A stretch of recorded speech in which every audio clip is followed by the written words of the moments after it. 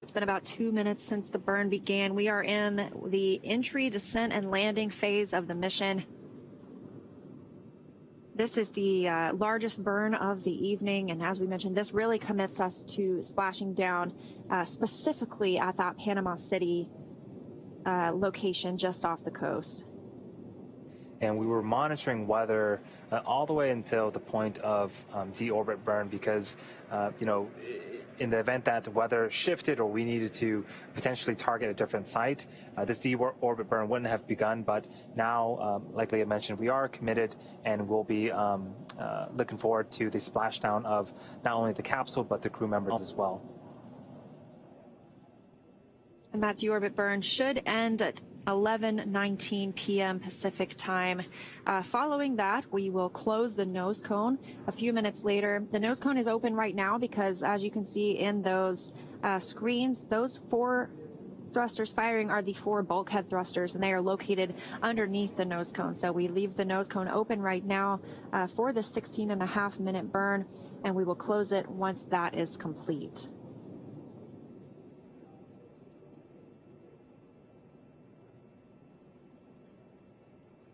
Three and a half minutes into the burn, continuing to monitor the data and continuing to get these great views from inside the cabin.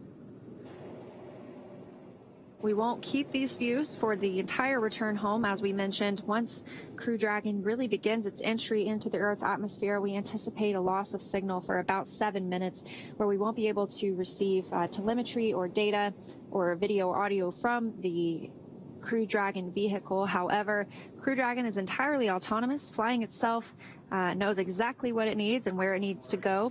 And so hopefully at that point, the astronauts are just monitoring as well. And the reason for that comms blackout is because plasma builds up on the outside of the capsule due to the speed at which the vehicle is re-entering the Earth's atmosphere and building up that heat to around 3,500 degrees Fahrenheit outside the capsule. So a very, very cool view right now. On the left, you've got from the International Space Station, Crew Dragon and its trunk, and on the right-hand side, the 4 astronauts who are inside that small white dot preparing to return to Earth. Yeah, the distance from the trunk and distance between the trunk and the Crew Dragon vehicle is continuing to get larger and larger, and the deorbit burn does effectively what his name says. We're taking the vehicle out of orbit and lowering its altitude until eventually, we make its way back to Earth.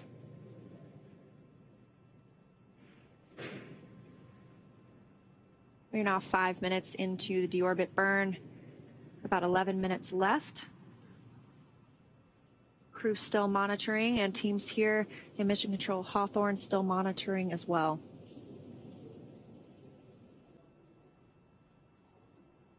This crew has been in space for about 6 months. Their journey started on November 15th of last year, and now really they're on their last section before they can return back to Earth and get that fresh air that we all love.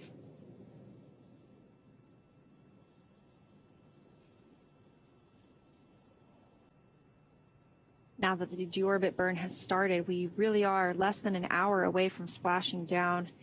We are expecting splashdown to occur at 11:57 p.m. Pacific time, 6:57 GMT, so really less than 50 minutes away.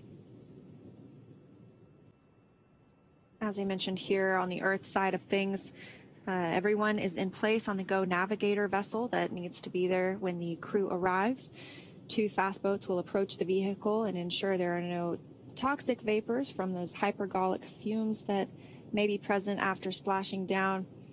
They will also begin rigging the vehicle and prepare it to be hoisted into the nest on Go Navigator. But ahead of all of that, we also have the WB-57 aircraft from Ellington Field in Houston, Texas, that is in position, and we will be awaiting views from the aircraft once Crew Dragon begins its re-entry into Earth's atmosphere. There's a thermal imaging camera on the aircraft that we hope to get some views from.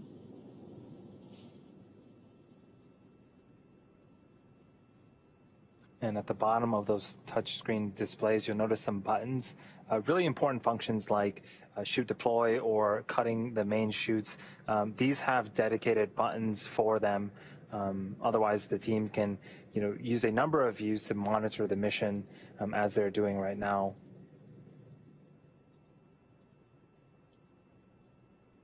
Hypergolic fuels or hypergolic propellants are pretty common for space propellants. They are, one of their properties is they don't require an ignition source. So once two components are combined, typically a fuel and oxidizer, they will ignite just by being in contact with one another. And it is great for, use in space, but, one of the downsides is they can be pretty toxic to humans. So that's why it's super important that when the spacecraft does land, the first fast boat, one of the first things they do is perform a sniff test to make sure that none of that toxic vapor is still in the vicinity. So that way the other personnel can approach and continue with the rest of the recovery operations. We're coming up on 9.5 minutes into this 16.5-minute maneuver, so approximately 7 minutes left, and everything is looking good. Crew's still monitoring those thrusters in the screens on their displays.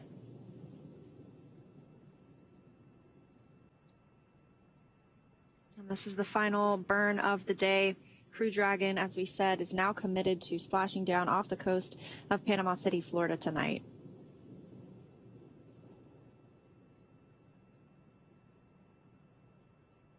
And a reminder of the astronauts that are coming home today. Their closest to the screen is Mike Hopkins. He's the commander, and to his right is Victor Glover, the pilot. To Victor Glover's right is Shannon Walker. And to Mike Hopkins' left, we have Soichi Noguchi, an astronaut with the Japan Aerospace Exploration Agency. So closest to your screen is Crew Dragon Commander Mike Hopkins. A little bit about him. He was born in Lebanon, Missouri, but grew up outside of Richland, Missouri. He was selected as an astronaut by NASA in 2009. Hopkins is a colonel in the United States Air Force and holds degrees in aerospace engineering.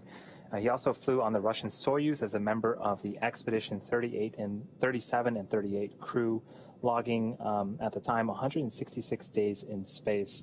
He performed 2 spacewalks, totaling almost 13 hours to change out a degraded pump module on the space station. He also has military experience, including testing the C-17 and C-130 aircraft.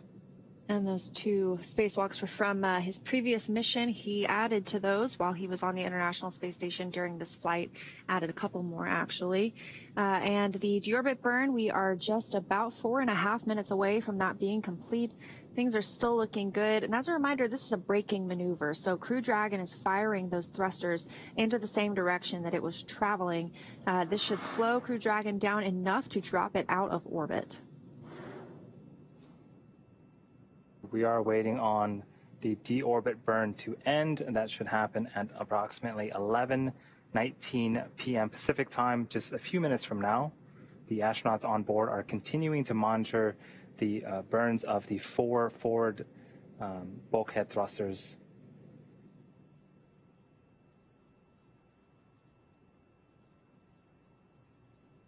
Things have really picked up in the last 15 minutes or so. The crew, we had claw separation from the trunk and the capsule itself. The claw connecting those thermal control, or the thermal and avionics and data and telemetry information between the crew capsule and the trunk. And we had trunk jettison and some amazing shots there for a moment from the International Space Station of both the trunk and Crew Dragon flying separately of one another. And now we are in this deorbit burn, now 14 minutes in, meaning we only have about 2.5 minutes left on this deorbit burn, committing them to coming home to Panama City, or off the coast of Panama City, Florida. And we are looking at splashdown at about 11:57 p.m. Pacific time. So 40 minutes from now, we will have these Crew 1 astronauts back on planet Earth. And since that claw separation and jettison of the trunk, the Dragon spacecraft is running on internal battery power.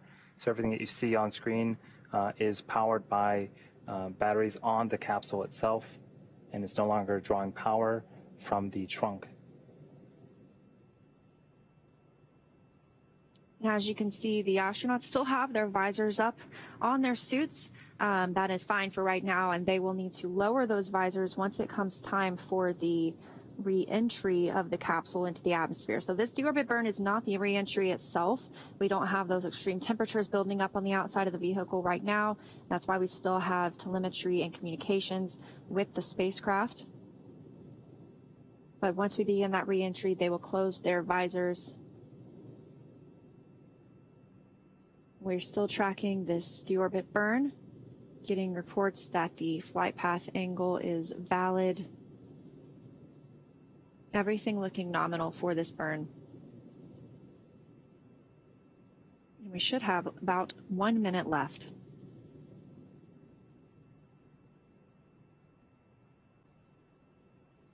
And this deorbit burn is a braking maneuver. After this, we're sort of done with any major burns. The majority of speed reduction will be done by the atmosphere of the Earth, and then after that, the parachutes that will deploy on the Dragon spacecraft. So again, just a few seconds away from completing this, long duration 16-minute burn, and then we'll be entering the Earth's atmosphere very shortly after that. And we are seconds away from that call out. As you saw, we lost video with the crew. That was one of those tracked loss of signals. Dragon SpaceX, we show deorbit burn is complete with nominal performance. Nose cone closure initiated. And SpaceX from Resilience, we copy all. That's great news. And we're following the nose cone closure.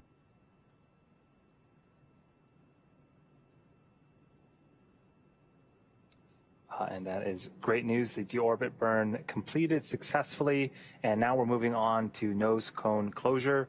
In the background right now, Dragon is currently inhibiting those forward bulkhead thrusters that we just used to complete the deorbit burn, ensuring it's safe to latch the nose cone shut for re-entry. Also, the vehicle has initiated the nitrox suit purge. This will help keep Mike, Victor, Shannon, and Soichi cool and comfortable during the re-entry, which is coming up in about 20 minutes. And at this point, the nose cone is closing and protecting the forward hatch for re-entry. Again, our astronauts are using their screens to monitor the locking of the nose cone, which is done by a set of hooks. 2 short bursts to separate it from the International Space Station. So a lot can happen in 6 hours, as we've seen, and a lot can also happen in 30 minutes, because in that amount of time, Crew Dragon will be back on Earth. And those sort of quick movements, that is not Crew Dragon. There it is. That is not Crew Dragon moving in space. That is the camera repositioning itself. So Crew Dragon right now is really on a controlled. Crew Dragon continuing, as you said, to enter Earth's atmosphere. So having these 2 views right now, with it being a nighttime splashdown, pretty exciting that we're getting two good views upon re-entry into Earth's atmosphere. So again, a lot of things are happening pretty rapidly here. In about 3 minutes, the first set of parachutes will deploy. They are drogue chutes. They are conical in nature, and their job is to stabilize and begin sort of the initial deceleration of the vehicle, followed very shortly after by the main parachutes. There are 4 of them. Dragon SpaceX, com check.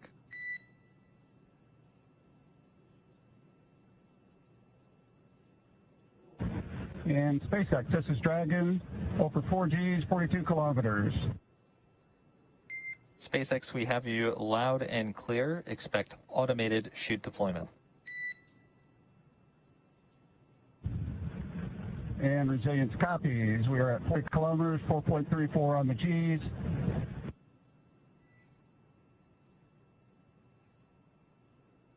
That's Commander Mike Hopkins reporting the G's that they experienced upon reentry. And as you heard, we are now out of that loss of signal portion, meaning the plasma has eroded away enough from the spacecraft. I think my heart skipped a beat as soon as I heard Mine the too. crew responding back. And, you know, one thing I did note as soon as Mike turned on his comms, there was a lot of background noise. And that is sort of, you know, the after effects of Dragon's re-entry. So this view again from the WB-57 aircraft. Dragon SpaceX, a GPS is converged. Expect nominal altitude for drogue chute deploy. Resilience copies. Nominal altitude for drogue deploy. Crew Dragon Resilience now 30 kilometers over Earth. It's quite a quick drop over that 100 that we saw just a few minutes ago. And now we'll be looking for drogue parachute deploy within the next minute or so at 11:52 p.m. Pacific time, 6:52 GMT. Those two drogue chutes should deploy at 18,000 feet in altitude. Crew Dragon will be moving approximately 350 miles per hour. Dragon SpaceX, recovery team reports visual. Good news, we're at 20 kilometers, seats are rotating. SpaceX copies on the seat rotation. And those seats are rotating into the proper landing position. We saw them a little bit more reclined earlier, facing the top of the capsule. And now they are more forward facing towards that side hatch. We also got confirmation that the recovery teams can also now see Dragon coming back. Brace for drogues. Copy, braced for drogues. So we are waiting for confirmation that the drogue chutes have deployed. We are expecting them to deploy any minute now. And it looks like those might be our drogue chutes. Visual 2 chutes.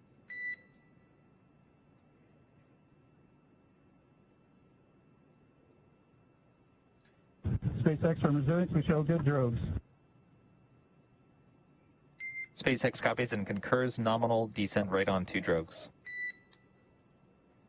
Continuing to hear good news after good news.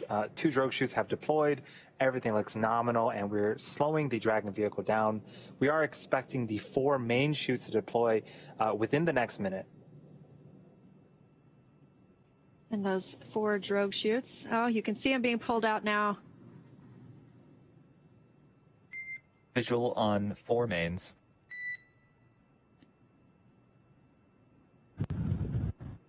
And Resilience copies, and we see a nominal descent rate. SpaceX copies and concurs nominal descent rate. And this view coming from the WB-57, very clear image of those 4 main parachutes, slowing the vehicle down to what will be about 16 miles per hour prior to splashdown just off the coast of Panama City, Florida. If it were daylight, we would have an image of those 4 beautiful parachutes being orange and white. And still getting these incredible views, even though we are in a nighttime splashdown. So we are waiting for visuals of splashdown. The Dragon 1 program had great success with water landing, with 20 successful splashdowns over the course of that program, 9 of which were carried out by flight-proven Dragon spacecrafts. Space height you've broken, but we show you just under 800 meters. Still good descent rate. Just under 800 meters from the Earth. That's about half of a mile. And we are tracking splashdown. And 600 meters, and we're showing 10 meters per second on the descent rate, a little higher than nominal. SpaceX copies. And what a view we have here. Even though it's nighttime, we have some great visuals of Dragon there with its 4 main chutes deployed, slowly coming back to Earth. Splashdown is scheduled for just a few minutes from now. 400 meters. Now just a quarter of a mile away from splashdown. And that splashdown time is scheduled for 11:57 p.m. Pacific time.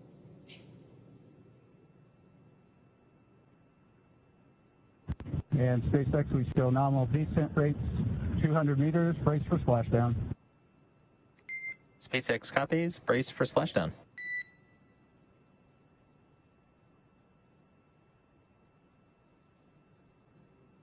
Seconds away from splashdown, everything nominal aboard Crew Dragon Resilience returning to Earth.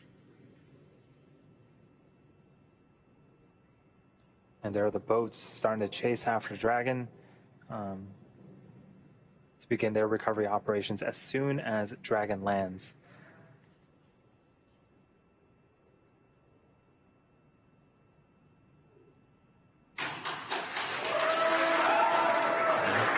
And I don't know if you can hear the applause, but we have visual confirmation of the Crew 1 Resilience capsule. From Resilience, this excellent news. We are splashed down. The pyros have fired. We're water. SpaceX copies and concurs. We do see main cut as well.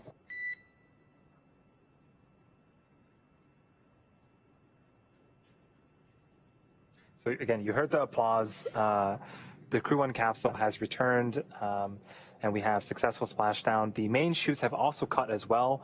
The fast boats are now making their way towards the capsule to begin the recovery operations. Again, that first boat is going to start to inspect the capsule and make sure that there isn't any residual toxic fumes in the air. Dragon, on behalf of NASA and the SpaceX teams, we welcome you back to planet Earth, and thanks for flying SpaceX. For those of you enrolled in our frequent flyer program, you have earned 68 million miles on this voyage.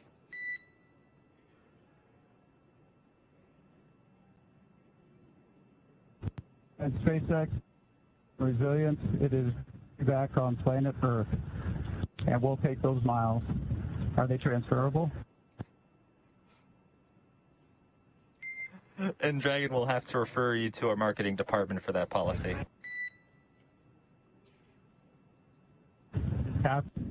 And we are in 1. That's 3.1 of 4.800.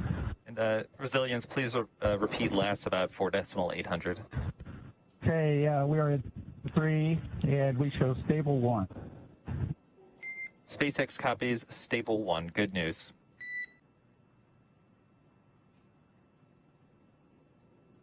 And the crew members on board still just monitoring the status of the recovery, and as Andy mentioned, will participate in a private medical conference to report back on how they are feeling.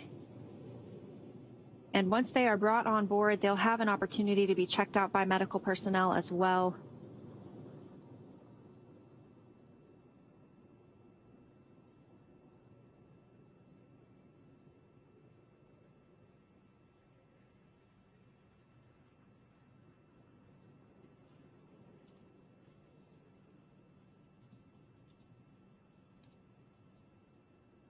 Seeing some activity of that fast boat around Crew Dragon. That's what's in the middle of the screen right now. There is a much larger recovery vessel nearby that will hoist up Dragon onto the back end of the ship. We're expecting that to happen in approximately 25 minutes.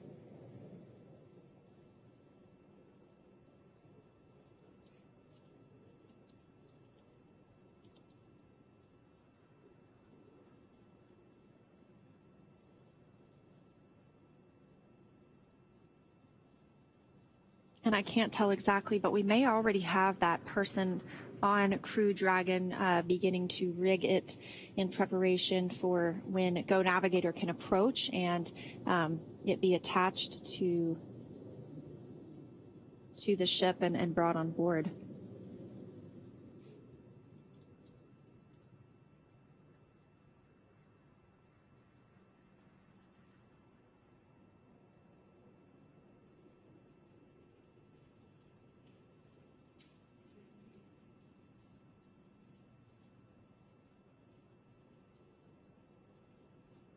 So this was the primary site that we landed on. off the coast of Panama City in Florida. We did have an alternate site off the coast of Tampa. There was an equivalent amount of personnel and hardware and ships ready to perform the same type of recovery operations in the event that Dragon had to choose that site over the primary one. But things continuing to go smooth. And we did get a report that the crew is feeling well inside the capsule, just what we wanted to hear. Of course, they will still have that private medical conference and they will still receive medical checkouts once they arrive on Go Navigator. But amazing preliminary news that the crew reports that they are feeling well. And that's quite a feat in itself, to be feeling well after 6 months in microgravity and to return to gravity. So great news all around tonight with the return of Crew Dragon Resilience.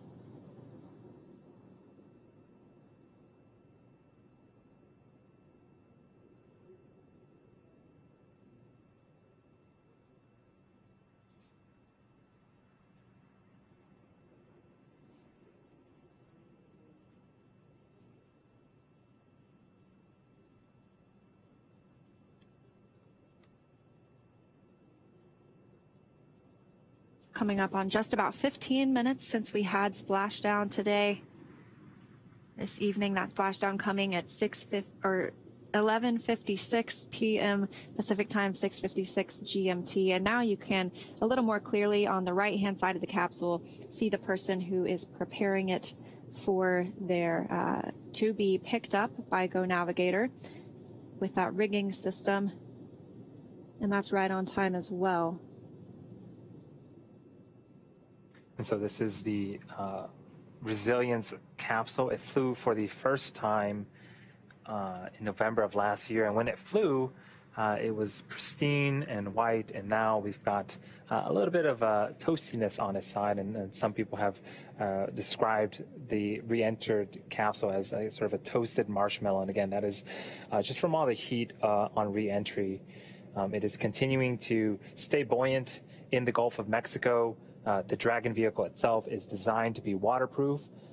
And in the event that there is a breach, we do have some abilities to pump water into some bladders in the capsule to make sure that it stays buoyant for as long as possible. But everything continues to go well. We are now seeing a even better view of the rigger on top of the Dragon capsule, preparing it for hoisting later on in a few minutes here. And that's a great picture. You can see just how calm the sea really is. That is the Gulf of Mexico. Yeah. It's pretty amazing that it's that truly glassy, as we heard described earlier.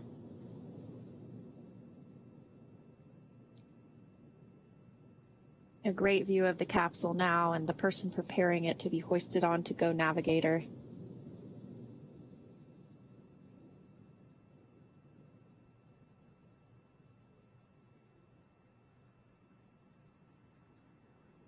And as a reminder, we're going to remain live with you throughout this coverage up until the crew has been extracted from the vehicle. And this another view from Go Navigator.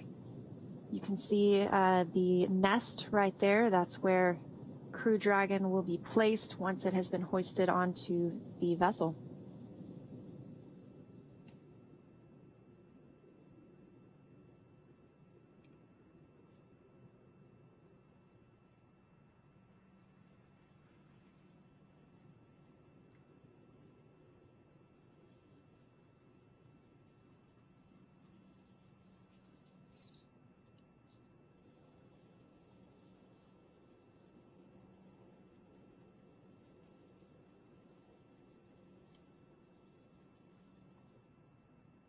We have some people stepping in on the nest, and you can just see sort of the scale of that nest and really the boat.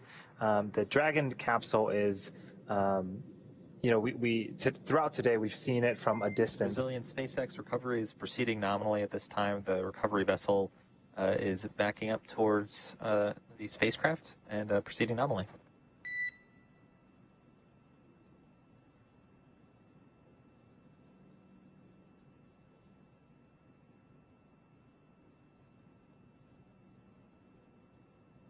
And you can see Crew Dragon Resilience within the frame of that hoist mechanism on Go Navigator. The report going out to the crew that things continue to proceed nominally, and we can see that for ourselves as well. The Go Navigator will continue backing up to Crew Dragon until it's close enough to attach those lines and hoist the spacecraft onto the nest there at the bottom of your screen. As we were saying earlier, the scale really doesn't really put into perspective until you start to put people around. The capsule itself is over 20,000 pounds, and so. And Dragon SpaceX repeat call. We are proceeding nominally. It looks like the recovery vessel is about 1 boat length away, backing up towards the spacecraft. That is great news, SpaceX. Looking forward to it.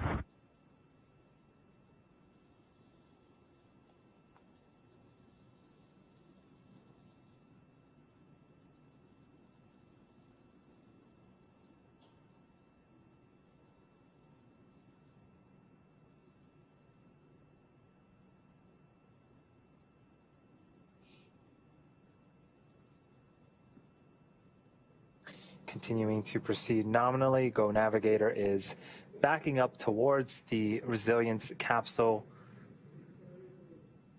as the team of recovery personnel continue to get Dragon on top of the nest there that you see on screen. And once Crew Dragon is lifted onto the nest, it will shortly afterward be pulled toward the egress platform, or the platform that allows them to exit. That platform is built up towards near the that forward hatch, and it should allow them to more easily exit the vehicle.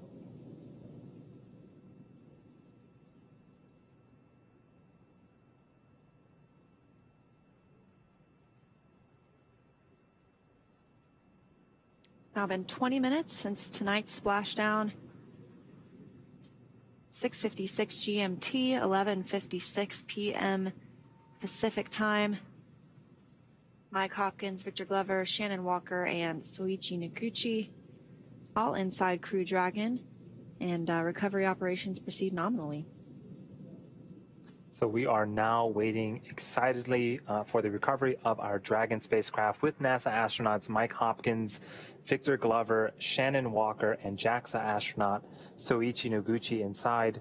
Dragon has already autonomously completed several steps to safe itself following splashdown. For those of you just joining us, the mission has gone smoothly so far. Dragon successfully splashed down in the Gulf of Mexico off the coast of Panama City, Florida at approximately 11:56 a.m. or p.m. Pacific time. Approximately. Dragon SpaceX rigging is complete. Approximately 5 minutes until capsule lift. Resilience copies, 5 minutes to lift.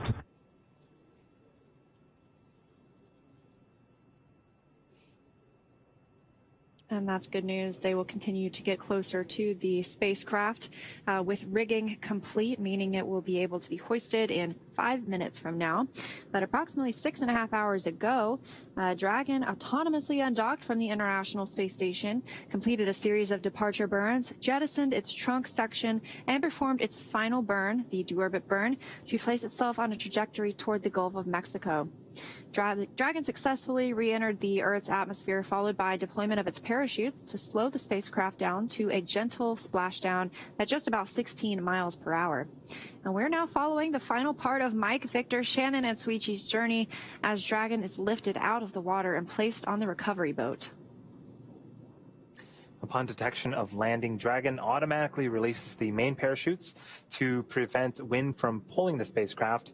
Dragon then automatically safes any pyrotechnics still present on the vehicle and may automatically perform additional minor system reconfigurations. The astronauts do remain seated and in their suits at this point, but the onboard air conditioning keeps temperatures in check inside of the spacecraft, and the communication systems on board remain powered so the crew can continue to communicate with ground. SpaceX has 2 fast boats in the recovery fleet, which moved quickly to the splashdown point, and they have been joined by Go Navigator, which is the main recovery vessel in your screen now, and that has moved into position near the spacecraft. Those 2 fast boats have very specific roles. On first approach, it's immediately focused on safety inspection of the capsule integrity and checking for any presence of those hypergolic propellant vapors we've been talking about, ensuring that it is safe for Go Navigator to approach the Dragon spacecraft. Once the capsule is cleared for full approach, the team begins rigging the capsule for water recovery by the recovery ship, which we recently heard was completed. And the second fast boat is responsible for parachute recovery and also serves as a redundant boat to the first. And we saw that team member or on a jet ski helping to gather up the detached parachutes as well. So it took about 10 minutes for the recovery crew to complete their safety checks. Once complete, the team will begin preparing Dragon to be lifted into the recovery vessel. And as part of this preparation, one member of the recovery team will climb up on top of the capsule and rig the Dragon spacecraft as they just did a few moments ago. And then from there, it will take less than an hour to raise Dragon to the recovery boat and remove the crew from the spacecraft. And then after that, after medical checkouts, the crew will return to land within 4 hours, either by boat or helicopter, depending on the landing site. So if no medical assistance is needed, the crew will depart for Houston. And if you look very closely, you can see down to the bottom right of the capsule, there is one attachment on Crew Dragon. There will be multiple to keep and there's another on the left. There will be multiple to keep the spacecraft from swinging once it is hoisted out of the water. And it'll very, very quickly be placed on that Dragon nest waiting just below and at the bottom center of your screen.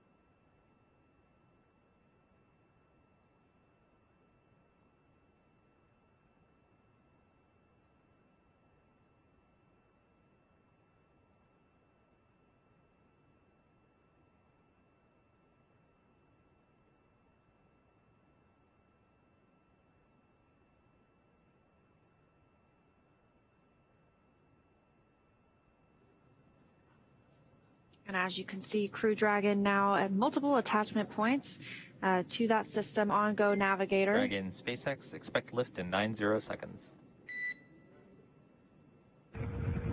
Copy, 90 seconds. Thanks, sir.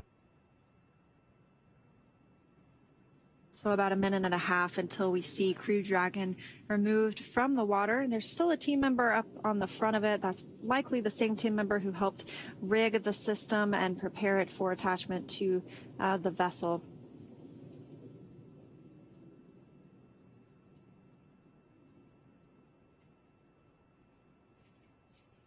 And as we mentioned earlier, this splashdown, a new record, breaking the old record for the longest crewed capsule in orbit from America, previously held by the final Skylab crew at 84 days, 1 hour and 15 minutes. And this crew returning with 168 days in space and doubling that previous record.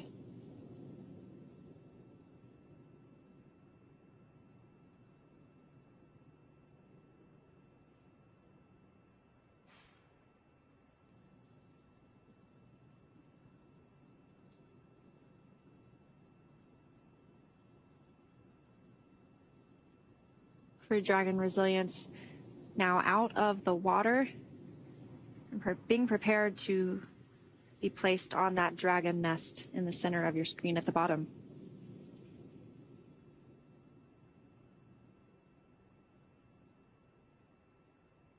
And just an hour ago, this capsule had just completed the deorbit burn and was still in space, and now is being returned to Go Navigator. The first time for these crew members to be on Earth in almost 6 months.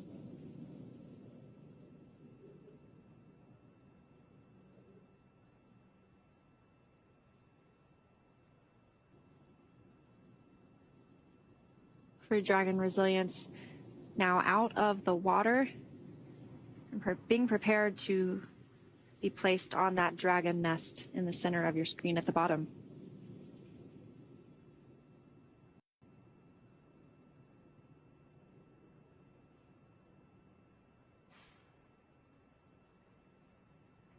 Dragon SpaceX, brace for capsule lift.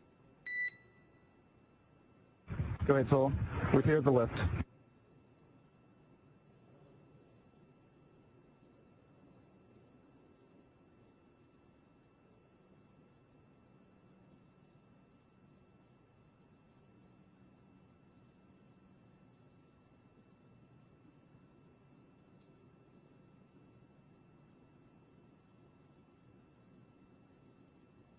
Crew Dragon Resilience now out of the water and being prepared to be placed on that Dragon nest in the center of your screen at the bottom.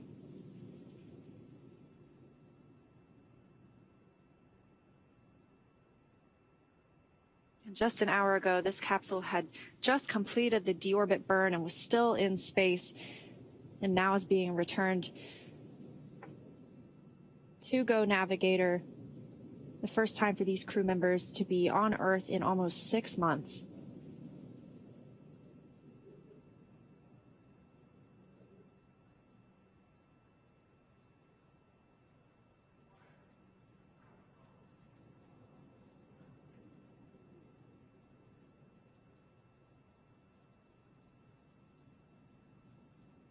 Pretty much on the center of the screen, you can see the side hatch of the Dragon capsule. Later on today, that's where the astronauts will be egressing from. When they were attached to the International Space Station, they exited from the top hatch where the nose cone opens up.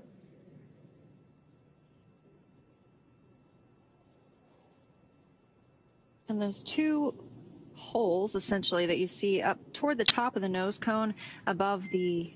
Resilience, welcome aboard the recovery vessel. Recovery personnel are completing final checks. Stand by for translation of the egress platform in a couple minutes. Resilience copies. Those two holes aboard the Crew Dragon above the hatch and close to the nose cone, those are where the drogue parachutes were stored in that upper bulkhead. And there's near a deployable panel, so they're deployed by 2 drogue mortars, which are pyrotechnics fired to deploy the chutes. And those 4 main parachutes are also stored under deployable panels, but those are near the base of the spacecraft, so below that side hatch panel, and those were drawn out by the drogue chutes. Everything just absolutely flawless tonight with the recovery of Crew Dragon Resilience. So before opening the hatch, the spacecraft's cabin pressure must be equalized with the outside environment. So once the hatch is open, that will be Mike, Victor, Shannon, and Soichi's first breath of fresh air since boarding Falcon 9 at the start of their mission back in November of last year. The next visual we are looking for is for Dragon to be pulled toward the egress platform on the Dragon nest. So they will move toward the platform that is up toward the side hatch. That'll allow for easier extraction, removal of the crew members.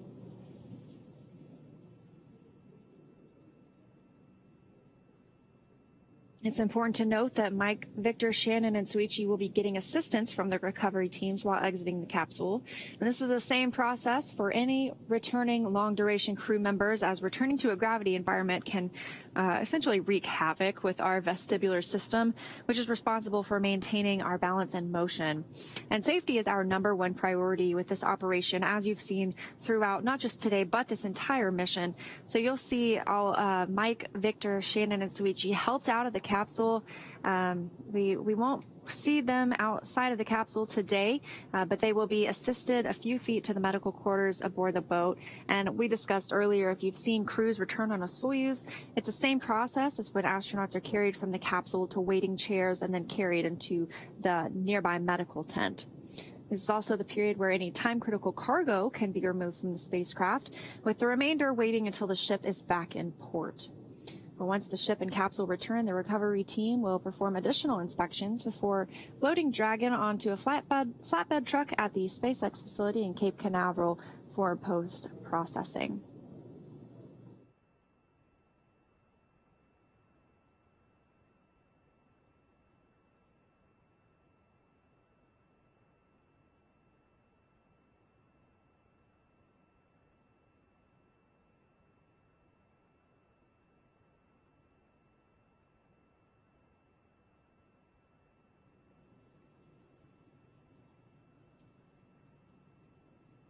So the crew just secured Dragon onto the recovery vessel, and now it's moving towards the platform where eventually the hatch will open up.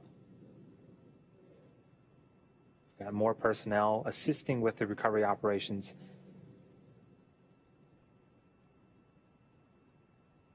And that platform coming right below the side hatch, making it much easier for teams to help the crew egress or exit the vehicle. And this is the first time that this side hatch will be opened since launch day, November 15th. The hatch that's used on the International Space Station is that forward hatch underneath the nose cone, which is currently closed at the top of the vehicle. So as soon as this was sealed by SpaceX teams back in November, it has not been reopened since. And we see teams still preparing the capsule for that hatch opening.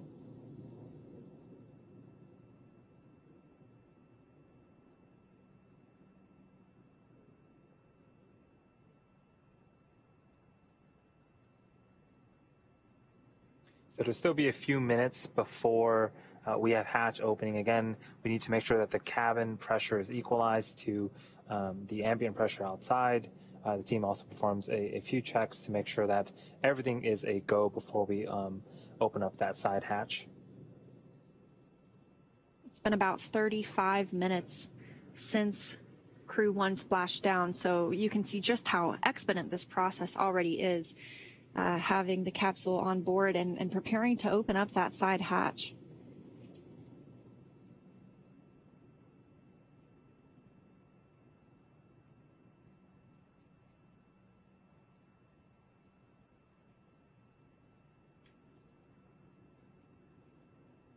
And all of the parachutes, both the drogues and the main chutes, have been located, and those will be recovered.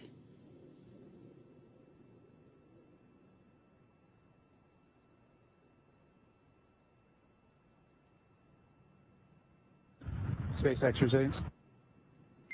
Go for SpaceX. Hey, Solo, you guys are welcome to come on board with the cameras if you'd like. SpaceX copies and work. And Solo, you got one more call before we wrap things up, is that correct? Affirmative. We have a few technicians just doing some work on the exterior of the hatch. We should be ready to open up shortly, we hope. Copy.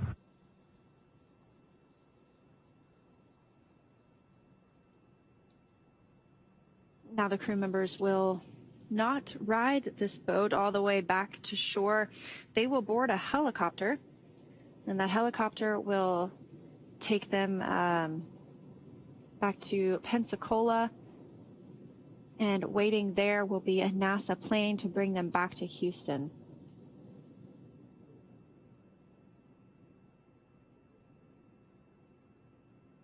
And it's quite surreal that about 7 hours ago, this capsule was traveling at over... And Dragon, stand by for side hatch opening and egress. Okay, Solo, we are standing by. Hey, and while I'm thinking about it, Solo, for SpaceX and the NASA teams, on behalf of Crew 1 and our families, we just want to say thank you. We want to say thank you for this amazing vehicle, Resilience. We said it before the mission, and I'm going to say it again here afterwards. It's amazing what can be accomplished when people come together.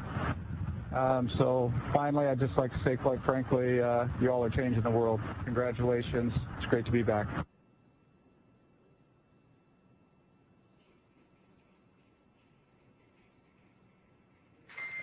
And Hopper, thanks so much. You've got a round of applause here in Mission Control.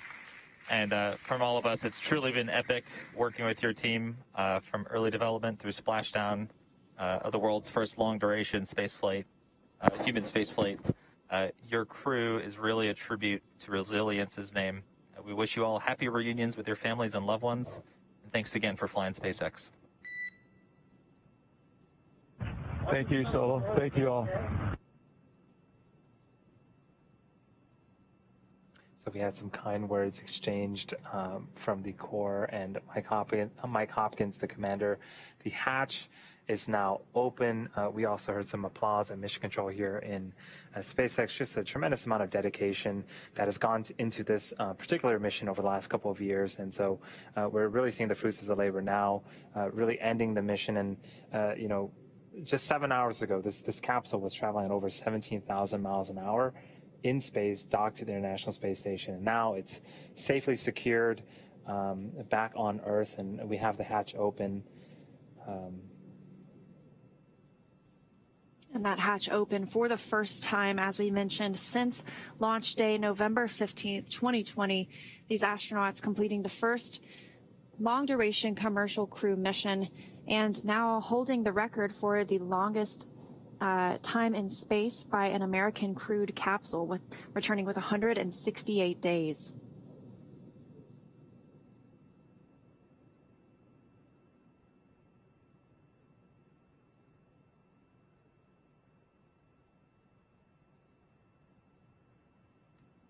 And with that side hatch being open, as we discussed, the first people to speak with Mike, Victor, Shannon, and Soichi are the medical team. And as we heard earlier, the crew did report that they were feeling well, but still important to get checked out after spending 6 months in space. They will eventually be removed from the capsule and put on stretchers to taken to some additional medical checks.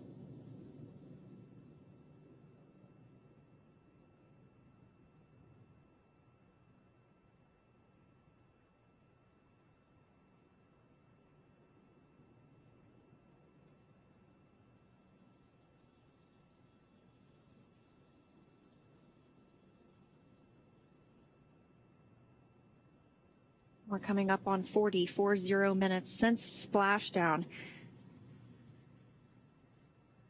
That capsule splashing down at 6:56 GMT, 11:56 p.m. Pacific time. Returning Crew 1 aboard Crew Dragon Resilience.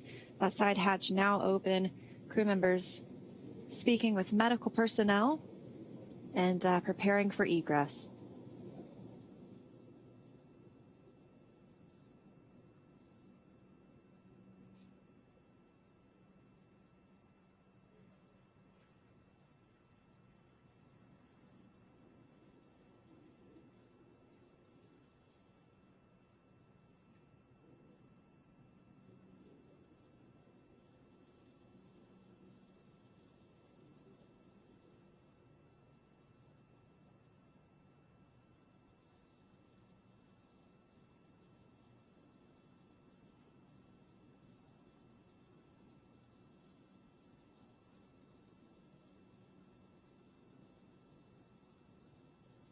Everything was on the timeline for Crew Dragon today, undocking at 5:35 p.m. Pacific time, completing those 4 departure burns, as well as nose cone, or as claw separation and trunk jettison.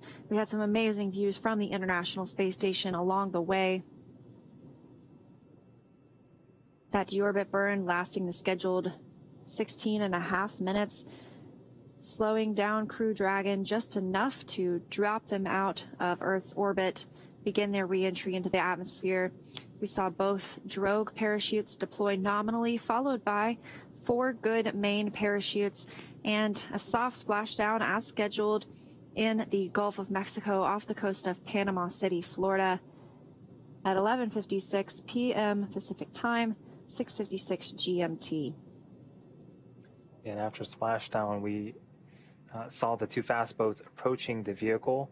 The first one made sure the area was safe for approach, and then one of the riggers climbed on top of the capsule and started preparing it for the eventual hoist and lift onto the boat that is on screen right now, Go Navigator. Really, as soon as we got visuals of Dragon, those boats really headed over there as fast as they could and tried to expedite the process. And now we're here. The capsule is on the boat. It's secured. Our hatch is open, and we have some personnel tending to the astronauts right now and make sure everything is A-OK after what really has been a picture-perfect mission so far. The crew remains on the timeline to egress or exit Dragon in under an hour after splashdown. So they still have about 20 minutes until we reach, or 18 minutes until we reach that hour mark, and we are perfectly on schedule for the hatch to have been opened at its time. And we just saw one of those tablets being removed that the crew members were using to track the mission throughout the day.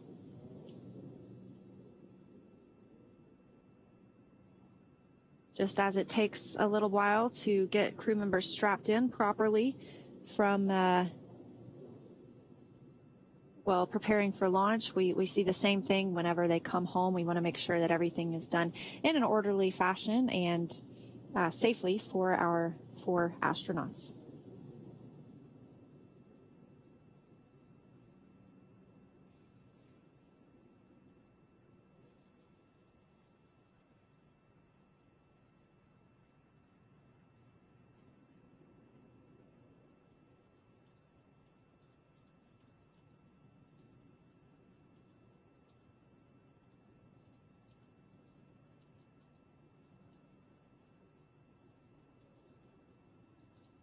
Seems like we're removing a few parts to make room for the astronauts to egress.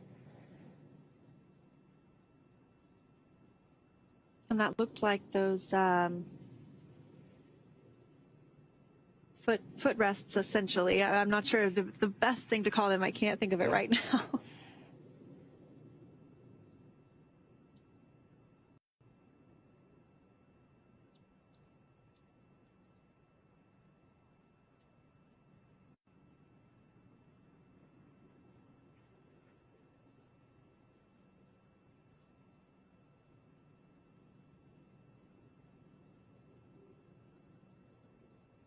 You can see those 2 windows on either side of the hatch. That's what gave the astronauts a view.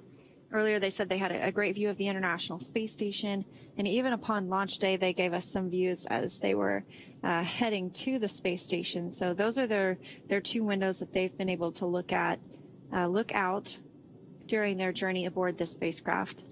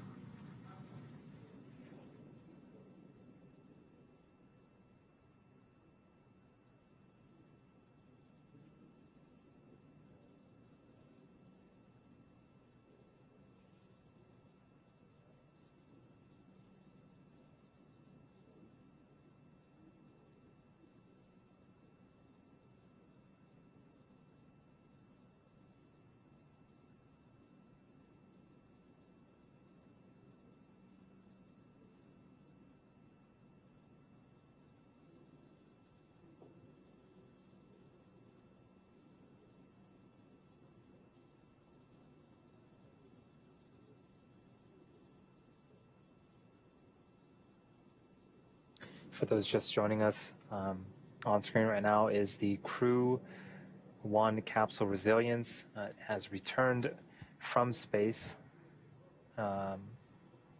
We are on sort of the back end of the recovery vessel, Go Navigator, and here is, I think that's Mike Hopkins, the commander. He seems very excited. Feeling pretty good after 6 months in space. This is just excellent to see the astronauts coming out of the Dragon vehicle. So we're just off the coast of Panama City, Florida, and the hatch has been opened. There was some materials that were removed. It looks like the seat rests were removed, or the footrests were removed, and now we just saw the commander, Mike Hopkins, exit the vehicle. do a little bit of a dance.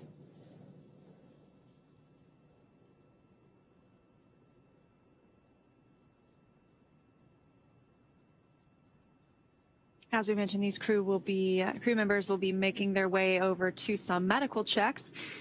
Standard procedure for us when we have crew members returning from long-duration spaceflight, or any spaceflight really, when we are having crew members return on a Soyuz spacecraft in Kazakhstan. There is a medical tent nearby, and we carry those crew members from the spacecraft to the medical tent for their checkouts. So even though the crew has reported they're feeling good, and it certainly looked like Mike Hopkins was feeling good, they will still get those standard medical checks before boarding a helicopter later this evening to take them back to shore.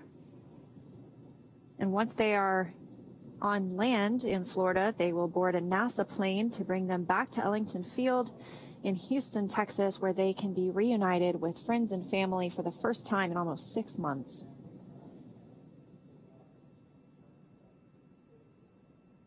Yeah, in the bottom left of your screen, there is a stretcher there. Again, that is standard.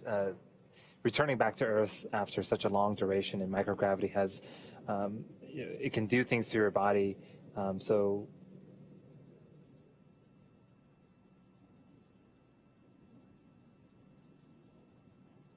those two SpaceX team members preparing to help out the next crew member.